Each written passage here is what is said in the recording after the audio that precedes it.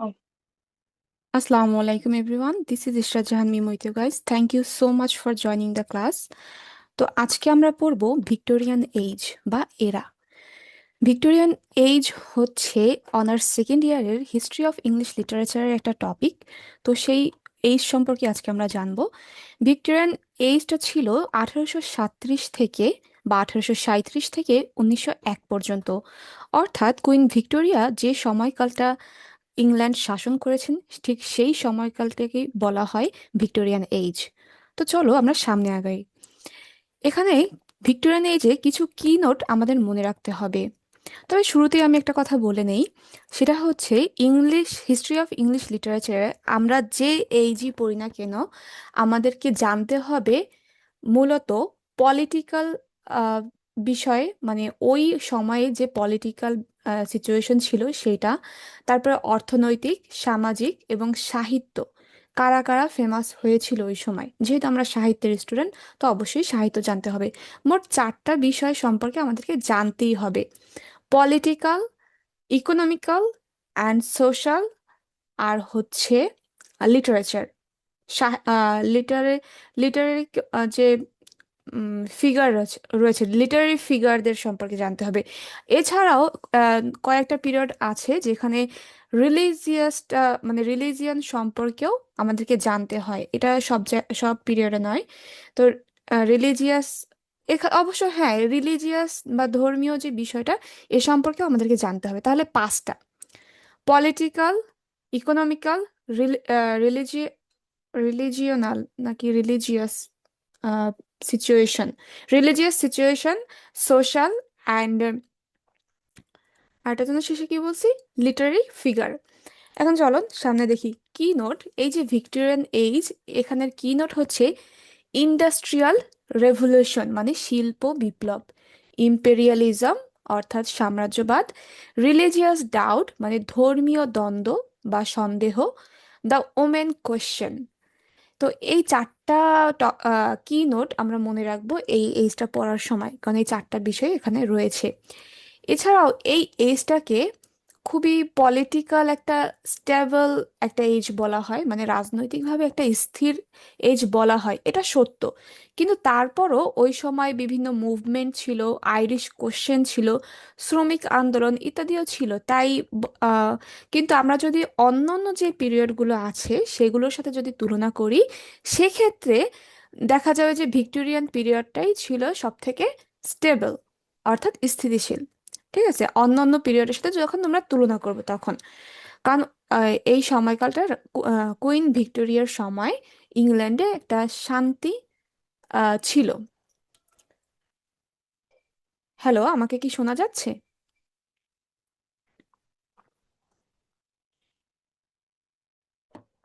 আমাকে কি শোনা যাচ্ছে? এইমাত্র ইন্টারনেট কানেকশন লো দেখালো, এই জন্য জিজ্ঞেস করা।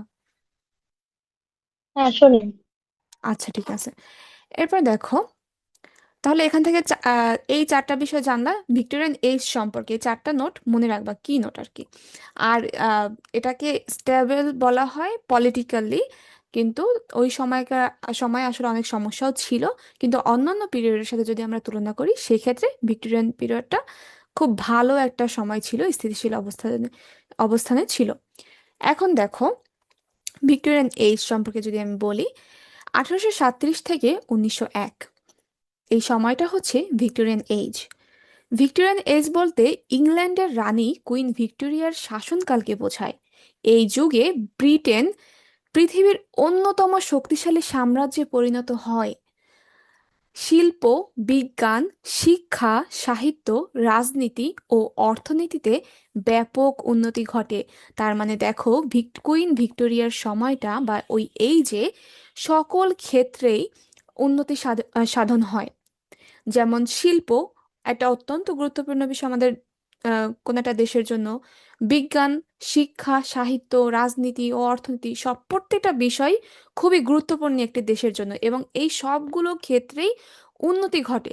তাহলে কি হয়, ভিক্টোরিয়ান এজটা মানে ব্রিটেনে কি, মানে যেহেতু ওই দেশে এই সকল কিছুর উন্নতি ঘটেছিল, তাহলে ওই দেশটা শক্তিশালী সাম্রাজ্যে পরিণত হয়েছিল, এবং ওই দেশটা কি বিভিন্ন রাজ্য বা সাম্রাজ্য গড়ে তুলেছিল বিভিন্ন এলাকায় গিয়ে তারা শাসন করত।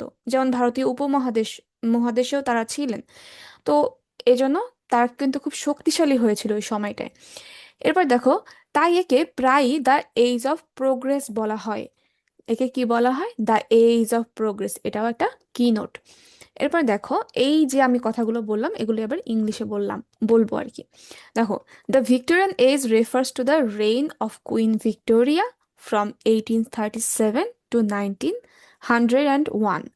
It was a period of remarkable progress in politics, industry, science, education, society, and literature. During this time, Britain became the most powerful empire in the world.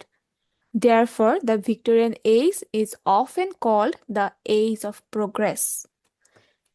এরপরে দেখো, আমি মূলত আজকের যে স্লাইডটা এটা সাজিয়েছি বাংলা দেন ইংলিশ, কারণ বাংলা যদি আমরা জানি যে বিষয়টা কি, এরপর ইংলিশটা পড়লে আমাদের মাথায় খুব দ্রুত ঢুকে যাবে আমার মনে হয়। যদি এইটার কোনো সমস্যা থাকে তাহলে আমাকে অবশ্যই জানাবে যে এর থেকে আগের পড়া ভালো ছিল বা এটা ভালো হচ্ছে, এগুলো আমাকে অবশ্যই রিভিউ দিবা তোমরা। ঠিক আছে? আচ্ছা দেখো, পলিটিক্যাল কন্ডিশন বা রাজনৈতিক অবস্থা। আমি কি বললাম, প্রত্যেকটা এইজেরই আমাদের রাজনৈতিক অবস্থা সম্পর্কে জানতে হবে। তো ভিক্টোরিয়ান এইজের সময়ের যে পলিটিক্যাল বা রাজনৈতিক অবস্থা ছিল সেটা সম্পর্কে জানি চলো। রানী ভিক্টোরিয়ার শাসন। রানী ভিক্টোরিয়া 1837 সালে সিংহাসনে আরোহণ করেন। তার শাসনকাল 64 বছর স্থায়ী ছিল, অর্থাৎ 1837 থেকে 1901 সাল পর্যন্ত 64 বছর। এই সময়ে ব্রিটিশ সাম্রাজ্য বিশ্বের বৃহত্তম সাম্রাজ্যে পরিণত হয়। একদম অত্যন্ত গুরুত্বপূর্ণ একটা তথ্য এই পিরিয়ড সম্পর্কে, যে এই সময়ে ব্রিটিশ সাম্রাজ্য বিশ্বের বৃহত্তম সাম্রাজ্যে পরিণত হয়। Parliamentary democracy.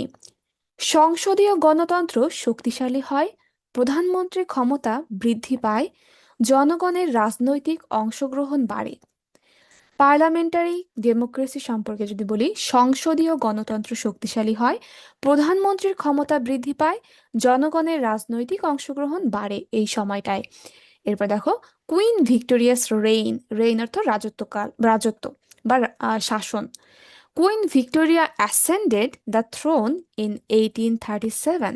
Her reign lasted for 64 years. During her rule, the British Empire expanded significantly and became the largest empire in the world. Parliamentary democracy. Parliamentary democracy became stronger.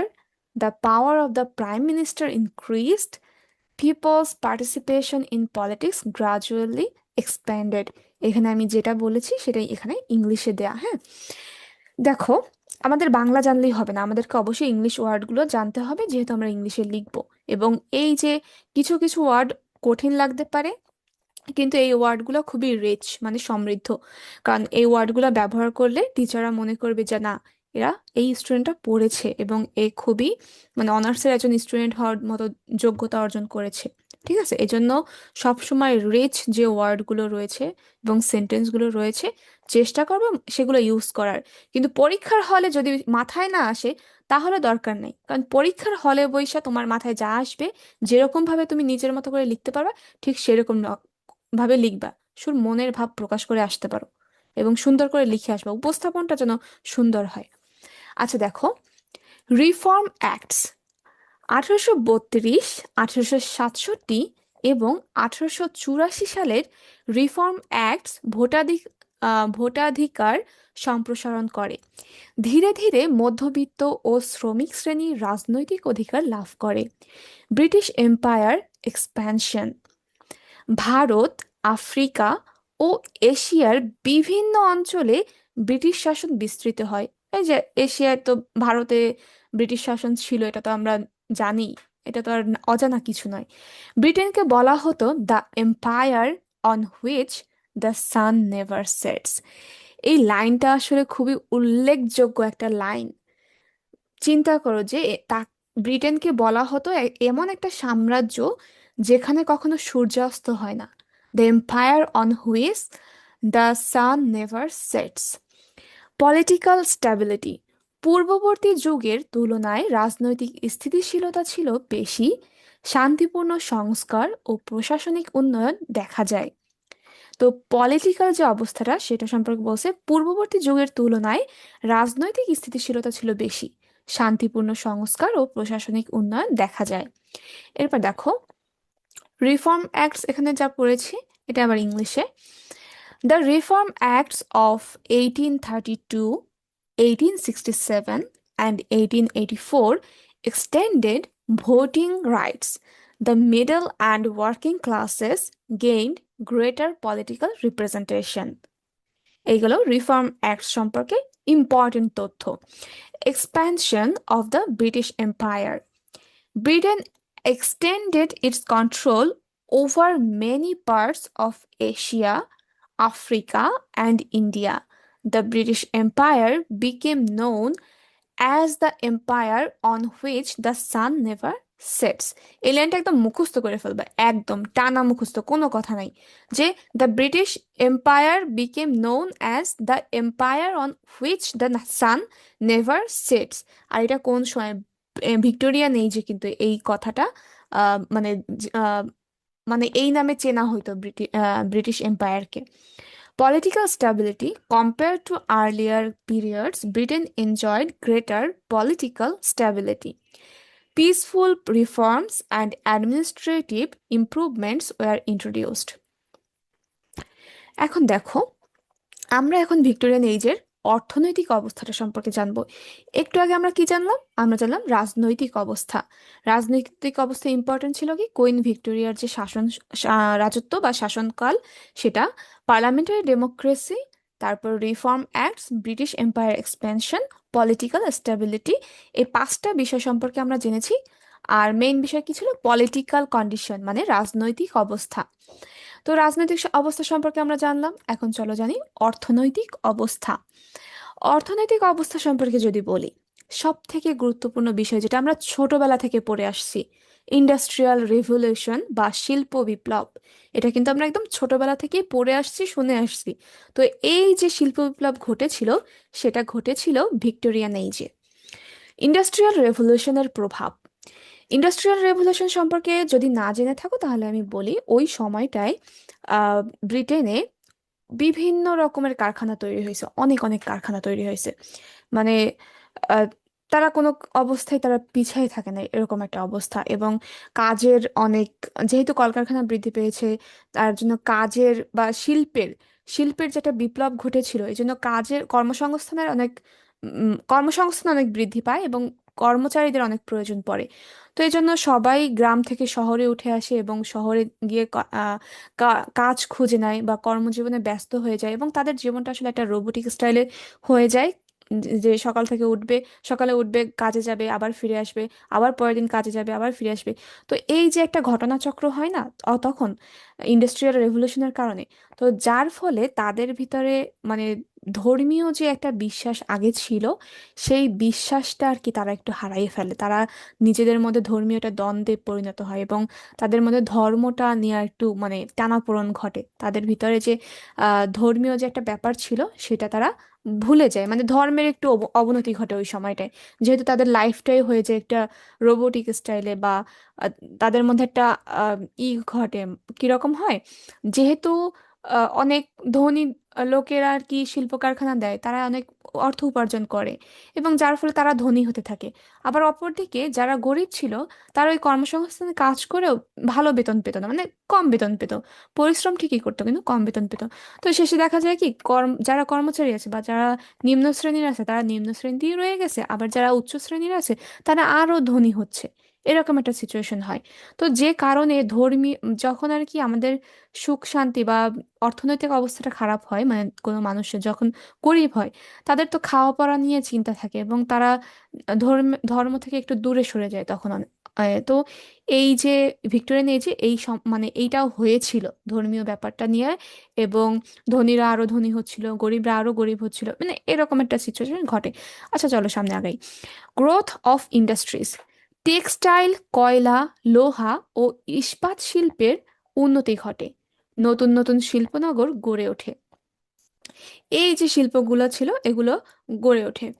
যদি উইলিয়াম ব্লেকের একটা কবিতা পড়ে থাকো, তো তখন উইলিয়াম ব্লেকের কিন্তু একটা কবিতা ছিল, যে কবিতায় এই যে কয়লা কারখানার কথা উল্লেখ আছে, যে আহ, কি যেন নাম, আহ দাঁড়াও, কি যেন কবিতাটার নাম, দ্য চিমনি সুইপার।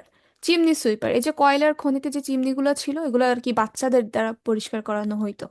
তো এই ওই মানে ওই ওই সময়টাই আর কি, ভিক্টোরিয়ান এজের আগে আগে, ভিক্টোরিয়ান এজের আগেই, আগে আগেই তো না, হ্যাঁ রোমান্টিক এজের পরই তো ভিক্টোরিয়ান এজ। তো রোমান্টিক এজের কবি হচ্ছেন উইলিয়াম ব্লেক। তো উইলিয়াম ব্লেকের কবিতাও কিন্তু এই কয়লার খনির একটা কাহিনী ফুটে উঠেছিল চিমনি সুইপারে। আমি ওই বিষয়টা বলতেছি। আচ্ছা দেখো, আহ তাহলে ভিক্টোরিয়ান এজে এই যে প্রত্যেকটা শিল্পের আরো উন্নতি ঘটে এবং সকল মানুষ এর শিল্পনগরের দিকে ঝুঁকে যায়। আহ, তো এই জন্য সব মানে শিল্পের একটা বিশাল উন্নতি ঘটে ভিক্টোরিয়ান এজে। এখন দেখো, economic condition, impact of the industrial revolution, industrialization transformed the British economy, factories and machines greatly increased production, growth of industries.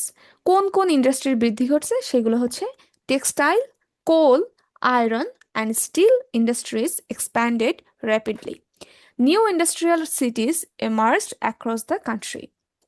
এরপরে দেখো, রেলওয়ে এক্সপ্যানশন, রেলপথ নির্মাণের ফলে যোগাযোগ ও বাণিজ্যের উন্নতি হয়। দেশের বিভিন্ন অঞ্চল থেকে অঞ্চল একে অপরের সঙ্গে সহজে যুক্ত হয়। রাইজ অফ ক্যাপিটালিজম, ধনী ব্যবসায়ী ও শিল্পপতিদের সংখ্যা বৃদ্ধি পায়, মধ্যবিত্ত শ্রেণীর উত্থান ঘটে। কারণ মধ্যবিত্ত শ্রেণীর লোকেরা কি, তারাও মানে ওইখানে কাজ করতে যাচ্ছে, তারাও আহ, আহ, মানে তাদের অবস্থা, অর্থনৈতিক অবস্থা একটু সচ্ছল হচ্ছে। আবার ইকোনমিক ইনইকুয়ালিটি দেখো, একদিকে ধনী শ্রেণীর সম্পদ বৃদ্ধি পায়, অন্যদিকে শ্রমিকরা দীর্ঘ সময় কাজ করত এবং কম মজুরি পেত। ধনী ও দরিদ্রের মধ্যে বৈষম্য বৃদ্ধি পায়। এখন দেখো, এটা আবার ইংলিশে। Railway expansion, railways improved transportation and communication, trade and commerce developed significantly, rise of capitalism, wealthy industrialists and businessmen gained influence, the middle class grew in size and importance, economic inequality, while many became wealthy, factory workers often faced poor conditions. Long working hours and low wages created a gap between rich and poor. এখন দেখো, এখন আমরা দেখব কোথায়, সামাজিক অবস্থাটা আমরা দেখব, সোশ্যাল কন্ডিশন। ক্লাস ডিভিশন দেখো, ক্লাস ডিভিশন তো আমরা সবাই জানি অলরেডি। সমাজ প্রধানত তিন ভাগে বিভক্ত ছিল: অভিজাত শ্রেণী, মধ্যবিত্ত শ্রেণী, শ্রমিক শ্রেণী, অর্থাৎ upper class, middle class, working class. Growth of middle class, শিক্ষিত ও কর্মজীবী মধ্যবিত্ত শ্রেণী শক্তিশালী হয়ে ওঠে, তারা সমাজে গুরুত্বপূর্ণ ভূমিকা পালন করে। এটা আর ইংলিশে আমার মনে হয় না বলা লাগবে, তারপরও বলে যাই এইটুক। The middle class became increasingly influential, education and professional careers contributed to its growth. এবার দেখো, পজিশন অফ ওমেন, নারীদের স্বাধীনতা তখন সীমিত ছিল। ধীরে ধীরে নারী শিক্ষা ও নারীর অধিকার আন্দোলন শুরু হয়। আরবানাইজেশন, নগরায়ন, আরবানাইজেশন অর্থ নগরায়ন, গ্রাম থেকে মানুষ শহরে আসতে শুরু করে। তার কারণ কি, ওই যে কাজ করা লাগবে, কর্মচারী হিসেবে বা শ্রমিক হিসেবে, শিল্প কারখানা কলকারখানা বৃদ্ধি পেয়েছে, কাজের সুযোগ হয়েছে, তাই গ্রাম থেকে মানুষ শহরে আসতে শুরু করে। যেমন বাংলাদেশে অন্যান্য বিভাগ বা অন্যান্য জেলা থেকে ঢাকায় ওঠে সবাই, তো সেরকম ব্যাপারটা। তো জনসংখ্যা বৃদ্ধি ও নগরায়ন ঘটে। এডুকেশন, শিক্ষার প্রসার ঘটে, নতুন স্কুল ও বিশ্ববিদ্যালয় প্রতিষ্ঠিত হয়। এরপর দেখো, position of women, women's rights and opportunities were limited, gradually movements for women's education and rights began to develop. Urbanization, নগরায়ন, large numbers of people moved from rural areas to cities, rapid urban growth changed the social structure of Britain. Education. Educational opportunities expanded, new schools and institutions were established. যেহেতু শহরে অনেক মানুষ এসে গেছে, তাদের অনেকে তো তাদের পরিবার নিয়ে আসছে, তো তাদের বাচ্চাদের স্কুলে পড়াতে হবে এবং বিভিন্ন সেন্টার মানে ইনস্টিটিউট প্রয়োজন পড়বে। তো ওইগুলা কি তখন আরো নতুন করে স্টাবলিশ হয়, সিম্পল ব্যাপার। এবং এখানে তো এই অনেক মুভমেন্টও হয়েছে যাতে তারা মানে ওমেনরা মহিলারা তাদের শিক্ষার আম, অধিকার পায়। মানে তাদের তো সুযোগ সুবিধা লিমিটেড ছিল। তাদেরকে শুধু যেমন আম, ব্রিটেনে মহিলাদের আর কি করে রাখা হতো। এমনকি লাইব্রেরিতে যেখানে পড়ে সেখানে মহিলাদের ছিল যে তারা শুধু সাহিত্য পড়বে, এছাড়া অন্য কোনো বই পড়তে পারবে না, এবং তাদের পড়ার জায়গার স্থানও ভিন্ন ছিল। তো এই সব কিছুর যে একটা প্রতিবাদ আর কি এই সময়টায় শুরু হয়, এবং যার ফলে আহ, তারা শিক্ষার হয়তো মানে আস্তে আস্তে তারা অধিকার পাওয়ার একটা শুরু আর কি হতে থাকে ওই সময়।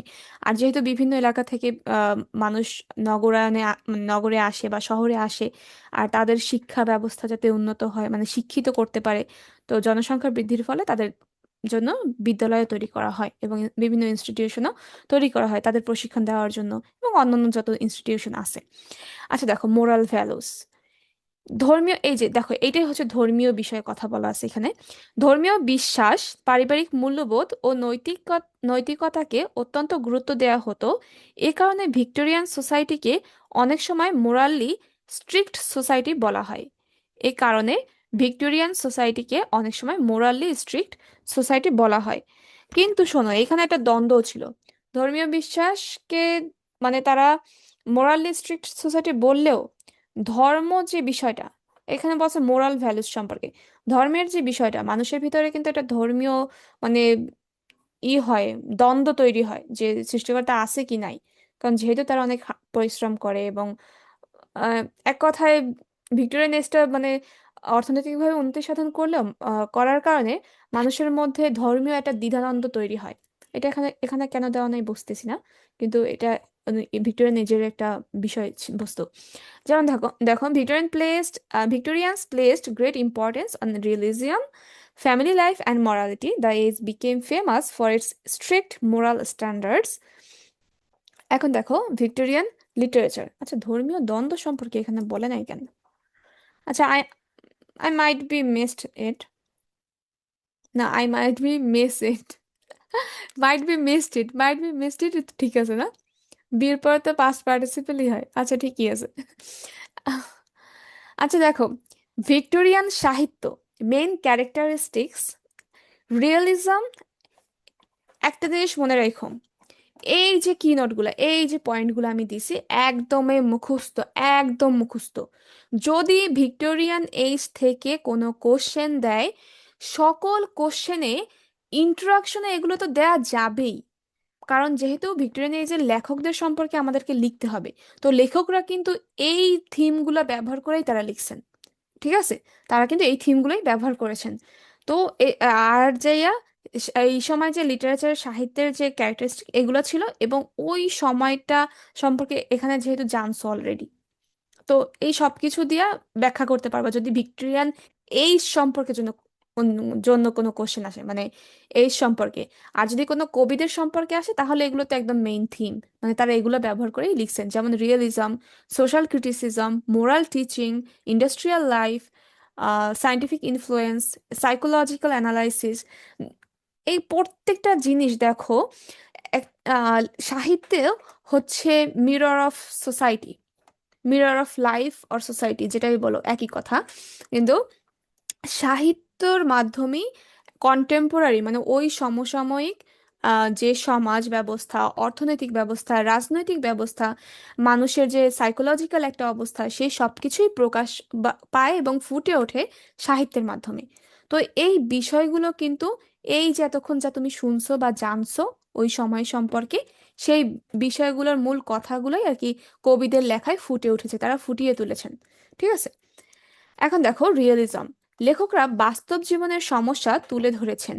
সোশ্যাল ক্রিটিসিজম, দারিদ্র্য, শ্রমিক শোষণ ও সামাজিক বৈষম্যের সমালোচনা করেছেন। মোরাল পারপোজ, সাহিত্যকে নৈতিক শিক্ষা দেওয়ার মাধ্যম হিসেবে ব্যবহার করা হয়েছে। ইন্টারেস্ট ইন কমন পিপল, সাধারণ মানুষের জীবন সাহিত্যিকদের প্রধান বিষয় হয়ে ওঠে। এরপর দেখো, Realism, Victorian writers focused on real life experiences and everyday problems. Social criticism, মানে সামাজিক যে সমালোচনা, they exposed social evils such as poverty, injustice and exploitation. দেখো, এক্সপ্লয়টেশন সম্পর্কে তো জানোই, যে কোনো একটা মানুষ কাজে গেছে, তাকে হয়রানি করা হয়েছে কোনোভাবে, যে কোনোভাবেই হইতে পারে।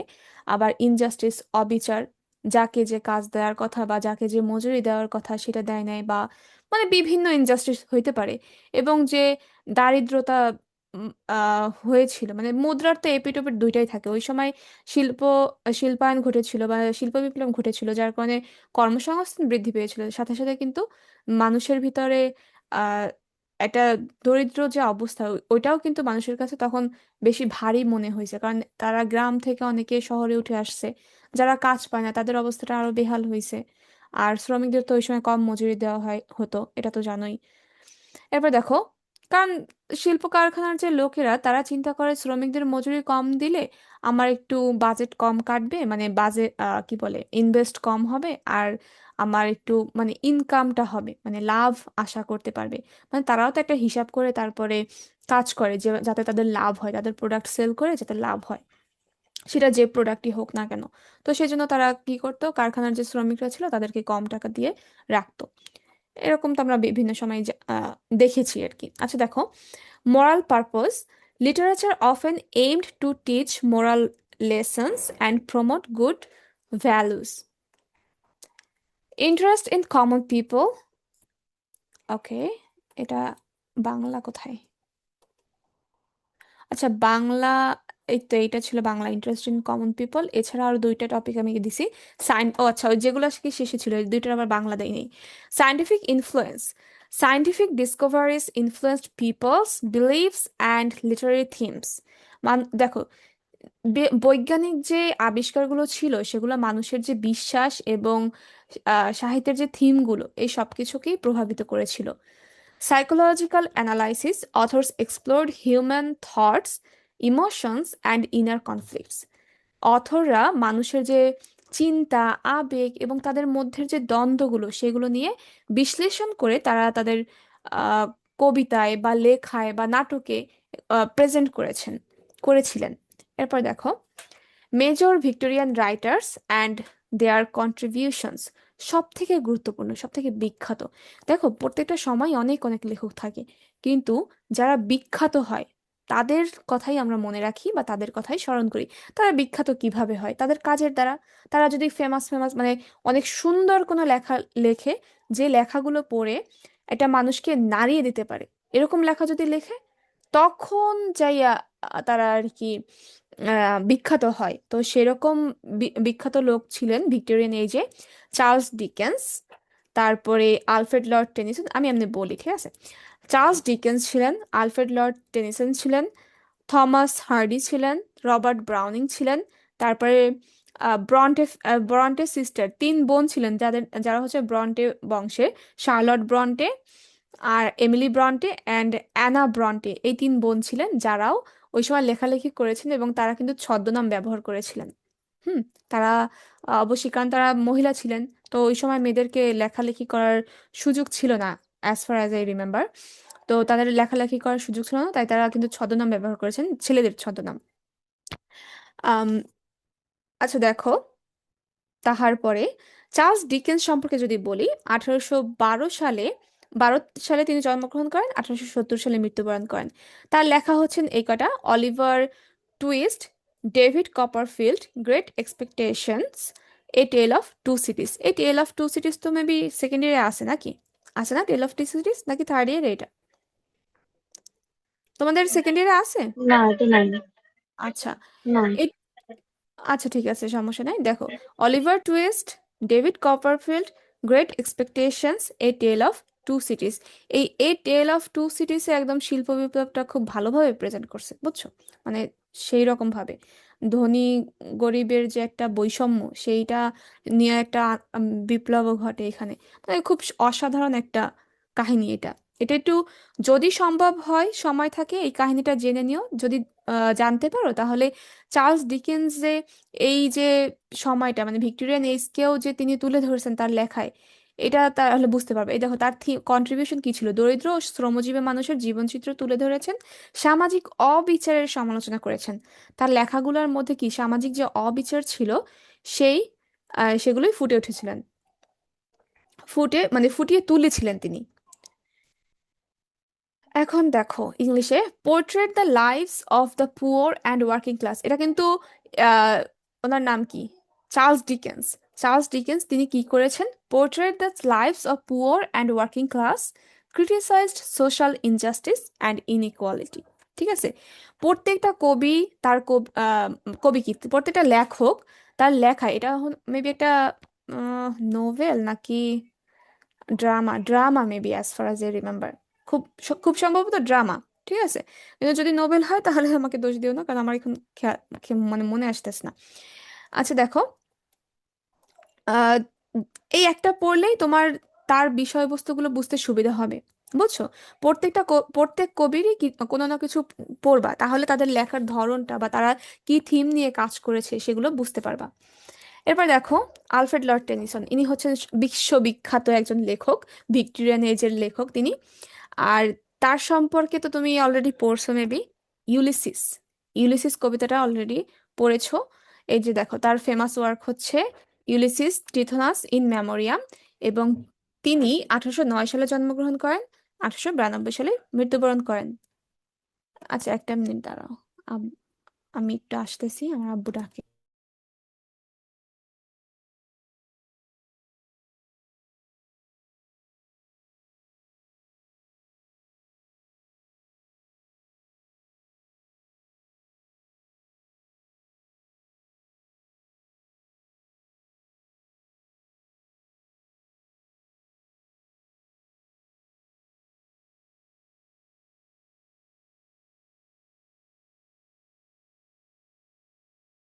হ্যাঁ আমি এসে পড়েছি।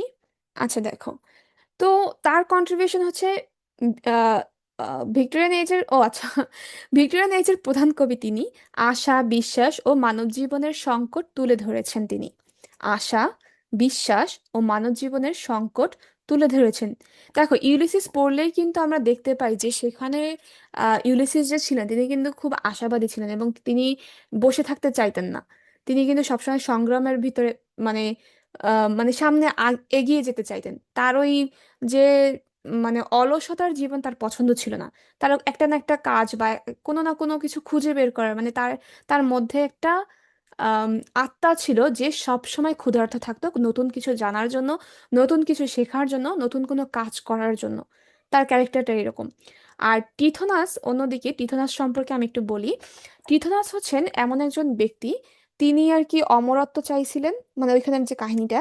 তো কিন্তু সে অমরত্ব চাইতে যাইয়া সে যৌবন চাইতে ভুলে গেছেন।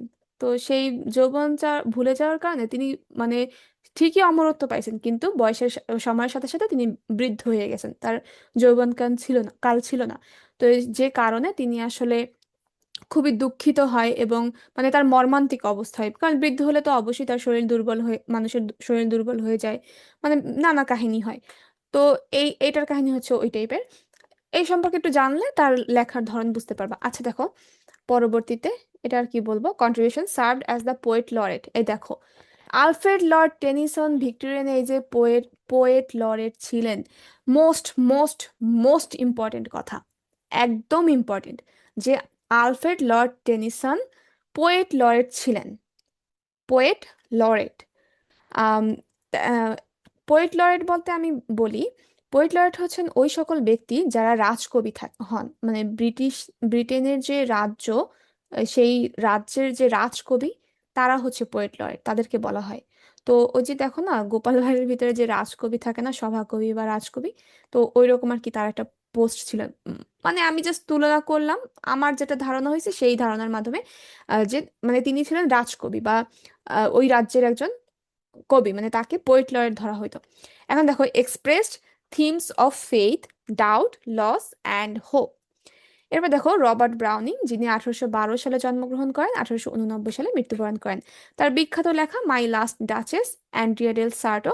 মাই লাস্ট ডাচেস যদি না পড়ে থাকো আমি বলি, ওর কাহিনী হচ্ছে একজন ডিউক, সেই ডিউক দ্বিতীয় বিয়ে করবেন, তো তিনি তার যে একজন ঘটক আসছে তার সাথে বলতেছিলেন মানে তার কিরকম কি মেয়ে পছন্দ বা কি, মানে তার সাথে ঘটক কথা বলতে আসছেন।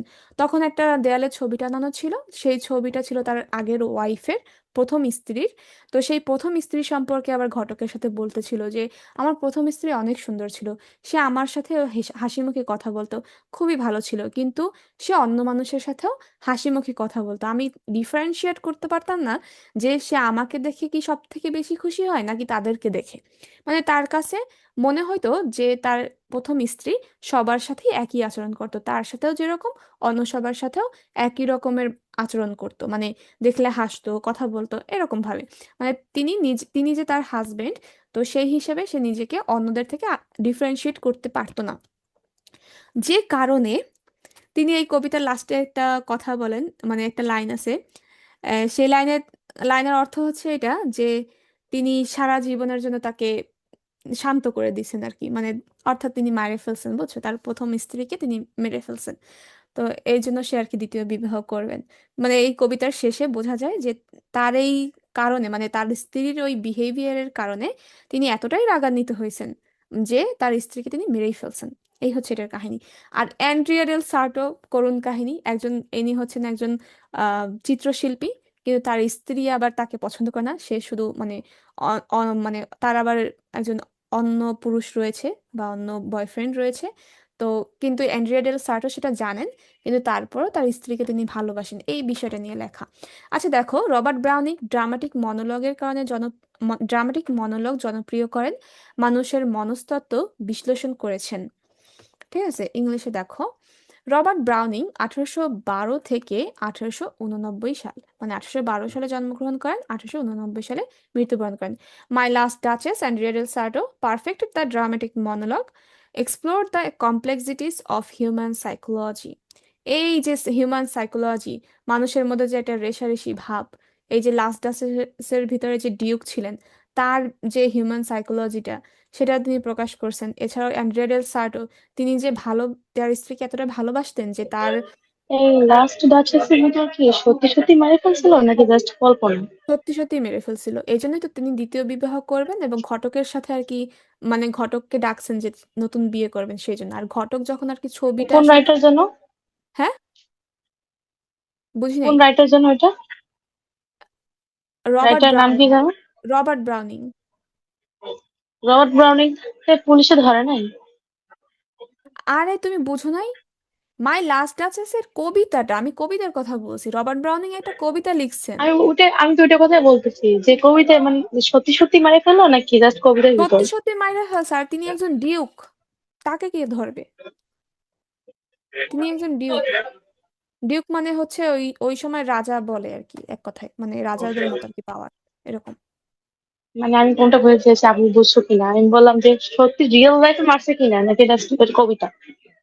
ওটা কবিতা, কবিতা, রবার্ট ব্রাউনিং এর একটা তা আমি তো কবিতা। এটাই বলতেছি যে যে কল্পনায় জাস্ট কবিতা নাকি সত্যিকারে মারছে সেটা আমি কবিতায় লিখছে। কবিতার ভিতরে মারছে, কবিতার ভিতরে যে ডিউক ছিলেন ও আচ্ছা, তিনি হ্যাঁ হ্যাঁ, মারছে, কবিতা, রবার্ট হ্যাঁ। ব্রাউনিং না। ঠিক আছে। বুঝছো, রবার্ট ব্রাউনিং আচ্ছা, না, আমি কবিতার ভাবলাম যে ভিতরে। আমার মায়ের।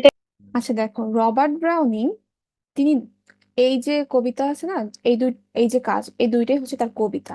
তো মাই লাস্ট ডাচেস বলতে বোঝাচ্ছে, ডাচেস হচ্ছে ডিউকের স্ত্রীকে বলে ডাচেস, যেমন কুইনের স্ত্রী, কিং এর স্ত্রীকে বলে কুইন, ঠিক সেই রকমের ডিউকের স্ত্রীকে বলে ডাচেস।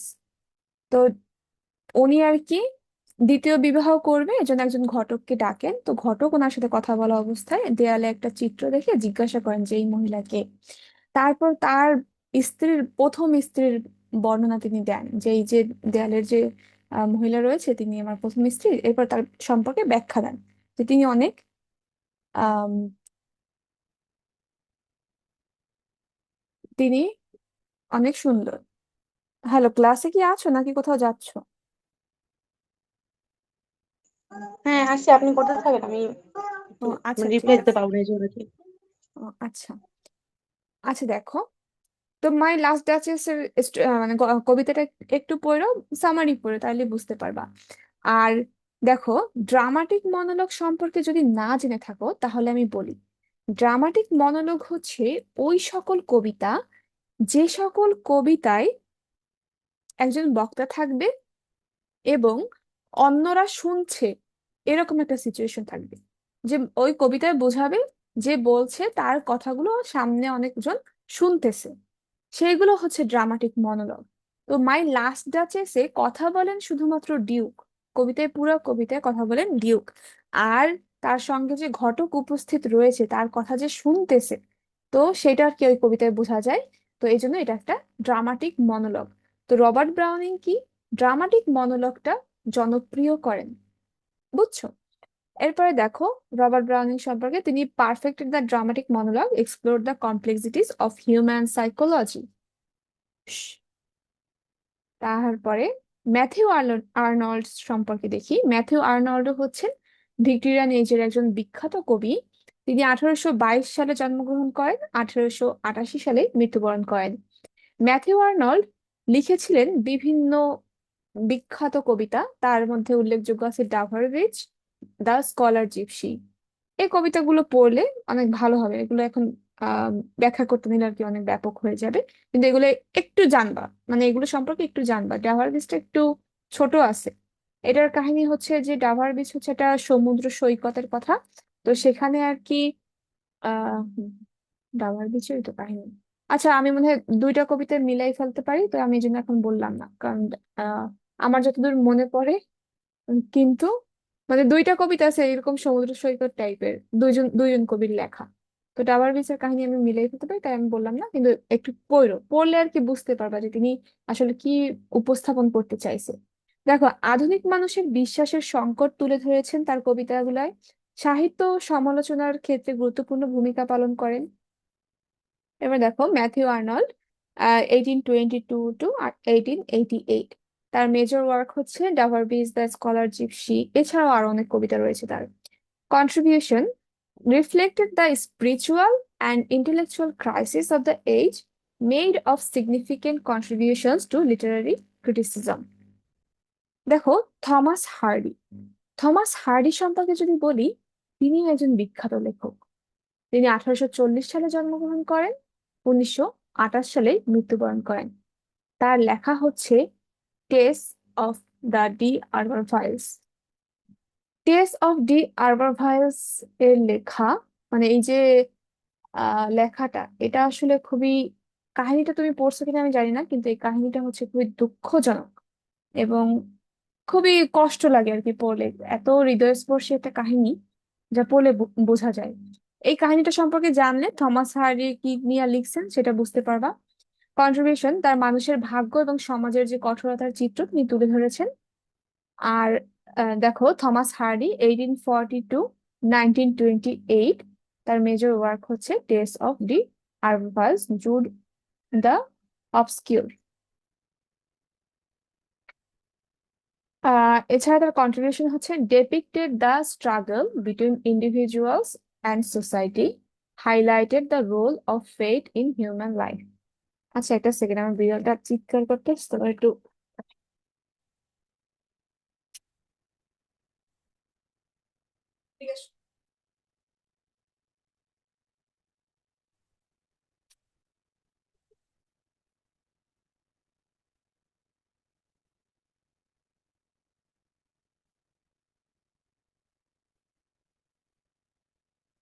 হ্যালো, শোনা যাচ্ছে?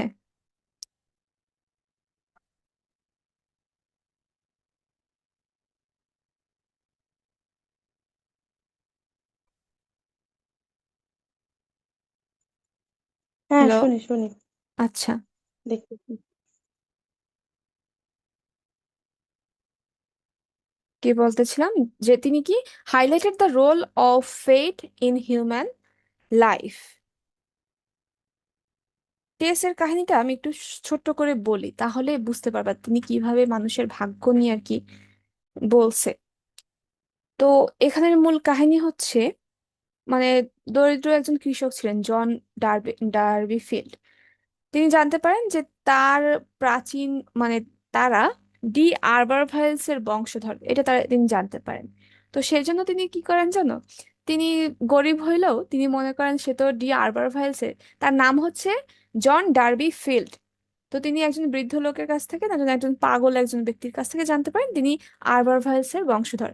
সেজন্য উনি কাজকর্ম বন্ধ করে দেন, যে তিনি এত বড় একজন পরিবারের বংশধর, তিনি কেন কাজ করবেন। তো শেষে তাদের পরিবারটা একটা স্ট্রাগলের মধ্যে পড়ে। তো সেখানে যে তার মেয়ে ছিল টেস, টেসের বাধ্য হইয়া আর কি ফ্যামিলির কথায় আর কি, তার মা এবং বাবা এদের মাধ্যমে শেষে আর ডি আরবারভাইলস নামক যে ওই গ্রামে যে একটা ধনী পরিবার ছিল, সেখানে যাইতে হয় টেসের, যে তাদের কাছে যাইয়া কাজ করার জন্য যাইতে হয়, যে তারাও আর কি ডি আরবারভাইলস এরকম আর কি তাদের কাছে সম্পদান চাইতে আর কি যাইতে বলে। তো শেষে টেস্ট তো সেখানে যায়, কিন্তু সেখানে আর কি চাকরানি হয়ে যায় আর কি যাইয়া, বুঝছো। মানে তারা পরবর্তীতে জানতে পারে তারা আসলে ডি আরবারভাইলস না। তো টেস্ট যখন ওখানে যায়, ওখানে থাকা খাওয়া ওখানে পায়, মানে আশ্রয় পায়, এবং তাকে আহ কাজ করতে আর কি রাখা হয় মূলত। তো সেখানে একজন ব্যক্তি ছিলেন যিনি হচ্ছেন অ্যালেক। তিনি খুবই দুশ্চরিত্র একজন লোক। তো একটা মানে ঘটনাচক্রে একটা সময় হয় যে একটা মেলায় তারা যায় একত্রে, টেস এবং অ্যালেক। তো অ্যালেক করে কি ওকে আহ আসার পথে জঙ্গলের ভিতর দিয়ে আসে, এবং সেখানে আর কি ওর সম্ভ্রম কি বলে সম্মানহানি করে। তো যার ফলে আর কি ওর ভাগ্যটা খুবই খারাপ হয়ে যায়, এবং এরপরে একটা বাচ্চাও জন্ম হয়। সে বাচ্চাটার আহ, মারা যায়, জন্মের পরই মারা যায়। এবং টেস আবার অন্য জায়গায় পরিবার ছেড়ে অন্য একটা জায়গায় আর কি কাজে যায়। সেখানে গিয়ে আবার একটা ছেলের সঙ্গে দেখা হয়। সেই ছেলের সঙ্গে, আচ্ছা, তার যে সন্তানটা জন্ম নেয় না, তার নাম রাখছিল সরো, মানে দুঃখ। মানে অল্প সময়ের মধ্যে ও মারা গিয়েছিল। তো তার পরবর্তীতে সে যে ফার্মে আর কি কাজ করতে গিয়েছিল, সেখানে অ্যাঞ্জেল ক্লেয়ারের সাথে দেখা হয়, অ্যাঞ্জেল ক্লেয়ার নামক একজন ব্যক্তির সঙ্গে, যার সঙ্গে তারা মানে বিবাহ বন্ধনে আবদ্ধ হবে এরকম একটা প্ল্যান করে। তো টেস্ট চিন্তা করে তার অতীত সম্পর্কে অ্যাঞ্জেল ক্লেয়ারকে জানাবে। তো একটা চিঠি লেখে অ্যাঞ্জেল ক্লেয়ারের বাসার সামনে রাইখা আসে, যে তার সম্পর্কে। কিন্তু ওই চিঠিটা আসলে বাতাসে উড়ে যায়, অ্যাঞ্জেল ক্লেয়ার আর পায় না। তো টেস্ট বুঝতো কি যে ও হয়তো জানে বা কিছু। তো যেদিনকে বিয়ে টিয়ে হয়, এরপর রাত্রবেলা আর কি টেস আবারও বলে ওকে ওই পূর্বের কাহিনী সম্পর্কে।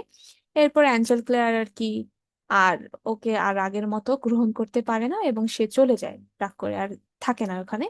পরে তো টেসের জীবন আবার দুর্বিষহ অবস্থায় যায়। সে মায়ের বাড়িতে যায়, এবং পরবর্তীতে মায়ের ওইখানে কতদিন থাকার পরে সে, আর এই যে মাঝখানে যে সে কাজ করছে, সেই কাজ করার মাধ্যমে যে টাকা উপার্জন করতো, সে কিন্তু তার ফ্যামিলিকে দিয়েছে। মানে তার ফ্যামিলি কিন্তু তার মাধ্যমেই আর কি চলছে। তো একটা সময় হয় কি, টেস বলে মাকে যে মা আমার হাজবেন্ড আসছে, এখন আমাকে যেতে হবে, মানে মিথ্যা বলে। কি তার মাও বুঝতে পারে, কিন্তু সে আর কিছু বলে না। এরপর টেস আর কি আবার কাজে যায়। পরবর্তীতে আবার অ্যালেকের সাথে একদিন দেখা হয়, অ্যালেক আবার বলে যে তোমাকে আমি বিয়ে করবো, তুমি আমার সাথে চলো। তো একটা সময় টেস রাজি হয়, যদিও সে চাচ্ছিল না, কিন্তু একটা সময় বাধ্য হয়েই রাজি হয়। এরপর অ্যালেকের সাথে আবার বিয়ে হয় তাদের। তো পরবর্তীতে অ্যাঞ্জেল ক্লেয়ার একদিন ফিরে আসে। তো অ্যাঞ্জেল ক্লেয়ার ফিরে আসার পরে আহ অ্যাঞ্জেল ক্লেয়ারকে দেখে আবার টেস আবার মানে মানে খুব দুঃখ পায় যে ও এখন ফিরে আসছে, মানে এখন তো বিয়ে হয়ে গেছে অ্যালেকের সাথে। তো অ্যাঞ্জেল ক্লেয়ার ওকে বলে যে আমি তোমার খেয়াল রাখবো, আমি তোমার সঙ্গেই থাকবো, আমি খুবই দুঃখিত, আমি আসলে রাগ করে চলে গেছিলাম, কিন্তু তুমি আমার সঙ্গে চলো, এরকম করে যাইতে না। কিন্তু টেস বলে যে না, আমি যাব না, আমার পক্ষে সম্ভব না, কারণ আমার তো বিয়ে হয়ে গেছে। এরপর তো অ্যাঞ্জেল ক্লেয়ার আবার মানে রেল স্টেশনে যায় চলে যাওয়ার জন্য, আর এদিকে টেস এতটা দুঃখ পায়, তার মায়ের উপরে তার রাগ হয়, তার মা কেন তাকে আগলাই রাখে নাই, কেন তাকে শিখায় নাই কিভাবে ছেলেদের কাছ থেকে মানে দূরে থাকতে হয়, বা কিভাবে নিজেকে সেফ করে রাখতে হয়, এটা তাকে কেন শিখায়নি তার মা। মানে এইসব কারণে তিনি খুব দুঃখ পান, এবং অ্যালেক তার জীবনটা নষ্ট করে দিয়েছে, মানে তার জীবনটা একদম ধ্বংস করে দিয়েছে, মানে অ্যালেকের কারণে তার জীবন ধ্বংস হয়ে গেছে একদম। আর এখন অ্যাঞ্জেল ক্লেয়ার এমন সময় আসছে যে সময় সে অ্যালেকের সাথে বিয়ে করে ফেলছে। মানে এই সব কিছু ভাইবা মানে সে খুব মারাত্মক ভাবে কষ্ট পায়। এবং অ্যালেকের সঙ্গে যখন আর কি বাসার ভিতরে ঢোকার পর অ্যালেকের সঙ্গে দেখা হয়, ও আর কি অ্যালেককে মেরে ফেলে একদম ওই সময়। মানে কষ্টে রাগে ঘৃণায় সবকিছু মিলাই অ্যালেককে মাইরা ফেলে, এবং ওইখানের যে অন্যান্য যে কাজ করতো যে মহিলা ছিল, তারা তো চিৎকার দেয়, আর টেস ওইখান থেকে চলে আসে, এবং রেল স্টেশনে এসে অ্যাঞ্জেল ক্লেয়ারের সাথে দেখা হয়। তো অ্যাঞ্জেল ক্লেয়ারকে বলে যে ও কি করছে। এবার অ্যাঞ্জেল ক্লেয়ার ওকে নিয়ে একটা বাড়িতে যায়, একটা পুরোনো একটা ঘর ওরা একটা জায়গায় পায় যেখানে কেউ থাকে না, ওরা সেখানে আশ্রয় নেয়। এবং অ্যাঞ্জেল ক্লেয়ার বলে, আমি সবসময় তোমার সঙ্গে থাকবো, কোনো তোমাকে কেউ মানে তোমাকে আগলে রাখবো, এভাবে আর কেউ আশ্বাস দেয়। কিন্তু কাজ হবে কি, পরের দিন না যেন, মানে এরপরে আর কি পুলিশ আসে, সারা পুরো ঘরের চারপাশে ঘেরাও করে নেয় এবং টেসকে ধরে নিয়ে যায়। এবং এই কাহিনীর শেষে আর কি দেখানো হয় যে একটা পতাকা, ওই যে ফাঁসির সময় একটা পতাকা ডাউন করা হয় না, না কি যেন একটা করা হয় কি, যে ফাঁসি দেওয়া হচ্ছে, ওটা একটা সিম্বল থাকে যে এর মাধ্যমে বোঝায় যে ফাঁসি দেওয়া শেষ এরকম। তো ওই শেষের চিহ্নটা হচ্ছে ওইরকম যে টেসকে আসলে ফাঁসি দেওয়া হয়, সে মারা যায়। তো এই যে একটা ভাগ্য, টেসের যে ভাগ্য, মানে ও তো কোনো সময় আর কি ছোটবেলা থেকেই যখন বড় হইতেছিল, এরপর থেকেই তো মানে পুরো জীবনটাই ও কষ্টে কষ্টে যায় এবং শেষকালে ওর মৃত্যুই হয় শেষ পর্যন্ত। মানে ও কখনো ভালো দিন দেখে না বা ভালো একটা সময় কাটাতে পারে না। তো বুঝতেই পারতেছো তাহলে থমাস হার্ডি কিরকম লিখছেন, যে তার ফেট নিয়ে তিনি কাজ করছেন এবং struggle between individuals and society, মানে সমাজের সঙ্গে যে একটা লড়াই। মানে এই যে টেসেরই দেখো, সমাজের সঙ্গে তার একটা লড়াই ছিল না, যে সে বিয়ের আগে আগেই মা হয়ে গিয়েছিল, সরোকে জন্ম দিয়েছিল, এবং তারপরে তার সামাজিক অবস্থানটা কতটা নিম্নমানের হয়ে গিয়েছিল। তো এই যে এই বিষয়গুলো আর কি থমাস হার্ডি তুলে ধরেছেন।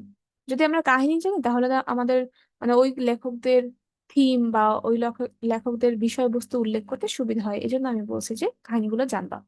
এরপর দেখো, দা ব্রন্টে সিস্টার। এই ব্রন্টে সিস্টার বলতে এই তিনজন বোন, শার্লট ব্রন্টে, এমিলি ব্রন্টে, অ্যানি ব্রন্টে, এরা হচ্ছে তিনজন বোন। তো শার্লট ব্রন্টে একটা আম, নাটক লিখেছিলেন জেন আইয়ার। জেন আইয়ার তিনি যখন লিখেছিলেন মানে ভিক্টোরিয়ান এইজে, তো উনি যেহেতু মহিলা ছিলেন, ওই সময় লেখা আর কি বারণ ছিল। তো উনি কি করলেন, কারার বেল নামে ছদ্মনামে তিনি এই জেন আইয়ার বের করেন। কারার বেল, তার ছদ্মনাম ছিল কারার বেল। আর এমিলি ব্রন্টে তিনি লিখেছিলেন উদারিং হাইটস। অ্যানি ব্রন্টে, তার লেখা ছিল the Tenant of Wildfell Hall. মানে শার্লট ব্রন্টের জেন আইয়ার, এমিলি ব্রন্টের উদারিং হাইটস, অ্যানি ব্রন্টের the Tenant of Wildfell Hall. একটা জিনিস খেয়াল করো, আমাদের যে বিসিএস এক্সাম রয়েছে সেখানে কিন্তু এই এমিলি ব্রন্টের উদারিং হাইটস মানে এগুলো থেকে কোশ্চেন করে, কারণ যেহেতু এই তিনজন বোনের এই লেখা দুটো সব থেকে ফেমাস, জেন আইয়ার এবং উদারিং হাইটস। এবং দেখো তাদের কন্ট্রিবিউশনটা, যে নারীর অনুভূতি, স্বাধীনতা ও ব্যক্তিসত্তার বিষয় তুলে ধরেছেন তারা। তারা যেভাবে নিপীড়িত হয়েছে, এক কথায় নিপীড়িতই বলা যায়, কারণ তাদের লিখতে হয়েছে ছদ্মনামে, যে ছদ্মনামে তারা লিখেছেন এবং আহ নিজেদের প্রকাশ করতে পারেন নাই। তো এই সব বিষয় আর কি তারা তুলে ধরেছেন, যে নারীদের অনুভূতি কিরকম, তাদের স্বাধীনতা এবং ব্যক্তিসত্তার যে বিষয়টা, এটা তারা তাদের লেখায় ফুটিয়ে তুলেছেন, তারা যেটা আসলে পায়নি। আচ্ছা দেখো, তাদের মেজর ওয়ার্ক তো বললাম, আর তাদের contribution: explore themes of love, independence and individual identity, presented strong and memorable female characters. দেখো কনক্লুশন যদি বলি ভিক্টোরিয়ান এইজের, আহ ভিক্টোরিয়ান এজ ছিল উন্নয়ন, শিল্পায়ন, সাম্রাজ্য বিস্তার এবং সামাজিক পরিবর্তনের যুগ। অর্থাৎ ভিক্টোরিয়ান এইজে সকল গুরুত্বপূর্ণ ক্ষেত্রে, অর্থাৎ একটি দেশের জন্য যে যে বিষয়গুলো অত্যন্ত গুরুত্বপূর্ণ সেই সকল বিষয়ে ব্রিটেন উন্নতি সাধন করেছিলেন। যে কারণে ভিক্টোরিয়ান এইজটা অনেক কি বলে সমৃদ্ধশালী হয়েছিল এবং ব্রিটেনের ক্ষমতা অনেক বৃদ্ধি পেয়েছিল, তাদের সাম্রাজ্য অনেক বৃদ্ধি পেয়েছিল। এই যুগে রাজনৈতিক স্থিতিশীলতা, অর্থনৈতিক অগ্রগতি ও সামাজিক সংস্কারের পাশাপাশি সাহিত্যেও বাস্তবতা, নৈতিকতা এবং মানব জীবনের গভীর বিশ্লেষণ দেখা যায়। তাই ভিক্টোরিয়ান এজ ইংরেজি সাহিত্যের অন্যতম গুরুত্বপূর্ণ ও সমৃদ্ধ যুগ হিসেবে বিবেচিত। দেখো, ভিক্টোরিয়ান এজ এর নাম যেমন ভিক্টোরিয়ান মানে ভিক্টোরি, তো তাদের আসলে সকল ক্ষেত্রেই মানে বিজয়ী হয়েছে তারা, বলা যায়। তো এই যে নামটার মাধ্যমে মনে রাখবা, যে ভিক্টোরি ওয়ার্ডটার মাধ্যমে মনে রাখবা যে তাদের সকল ক্ষেত্রে তাদের বিজয় হয়েছে, এক কথায়। যেমন উন্নতি, তেমন শিল্পায়ন, তেমন সাম্রাজ্য বিস্তার, তেমন সামাজিক পরিবর্তন। আবার বিজ্ঞানের ক্ষেত্রে, এছাড়াও বিজ্ঞানের ক্ষেত্রে, তারপরে আর কি আছে, অর্থনীতির ক্ষেত্রে, মানে সবকিছুর ক্ষেত্রে উন্নতি সাধন ঘটেছিল ভিক্টোরিয়ান এইজে। আর এই এজটার অনেক অনেক গুরুত্বপূর্ণ টপিক আছে আলোচনা করার জন্য। তাই একটু ভালোভাবে পড়লে যে কোশ্চেনই আসুক না কেন ভিক্টোরিয়ান এজ থেকে একদম মানে লেখা সহজ। এরপর দেখো, the Victorian age was an era of political stability, economic growth, social transformation, and literary achievement. The expansion of the British Empire, the impact of industrialization, and the rise of new social classes shaped the character of the age. Victorian literature reflected these changes through realism, social criticism, moral concern, and psychological depth, making it one of the most important periods in English literary history. দেখো এই যে কনক্লুশনটা, এইটা আমার মনে হয় আহ, এই কনক্লুশনের যে কি কি মানে কি পয়েন্টগুলো আছে বা কি শব্দগুলো আছে, কি তো বোঝো মানে মূল শব্দ, এই শব্দগুলো ব্যবহার করে যদি যে কোনো কোশ্চেন মানে ভিক্টোরিয়ান এজ থেকে যে কোনো কোশ্চেন আসুক, সব কোশ্চেনে কনক্লুশন হিসেবে ইউজ করতে পারবা। আর এগুলো এতটাই গুরুত্বপূর্ণ এবং এতটাই তাৎপর্যপূর্ণ, কারণ ভিক্টোরিয়ান এজ থেকে যে কোশ্চেন আসুক না কেন সবগুলো দেওয়া যাবে। কারণ কি, দেখো এখানে উল্লেখ করছে ভিক্টোরিয়ান এজে কি কি হয়েছে, মানে সামাজিক অবস্থা, অর্থনৈতিক অবস্থা, সবকিছু যে উন্নতি ঘটছে সেটাও এখানে বলছে। আবার এখানে কবিরা তাদের যে লেখায় কি কি তুলে ধরছে সেটাও এখানে বলছে। তো এখানে কিন্তু দুইটা বিষয় উল্লেখ পাইছে, মানে সাহিত্যবাদের যে সামাজিক অবস্থা, অর্থনৈতিক অবস্থা, রাজনৈতিক অবস্থা, সেই বিষয়টাও এখানে ফুটে উঠছে। এবং শেষে সাহিত্যের ভিতরে যে কবিরা কি তুলে ধরছে বা লেখকরা কি তুলে ধরছেন সেই বিষয়টাও এখানে বলা আছে। তার মানে এই যে কনক্লুশনটা, এটা যে কোনো কোশ্চেনে কনক্লুশন হিসেবে দেয়া যাবে, কোনো প্রবলেম হবে না। আর খুবই সুন্দর একটা কনক্লুশন এটা। আচ্ছা ঠিক আছে, আজকের ক্লাস এ পর্যন্তই। ধন্যবাদ তোমাদেরকে। তো আশা করি দেখা হবে নেক্সট ক্লাসে। আল্লাহ হাফেজ।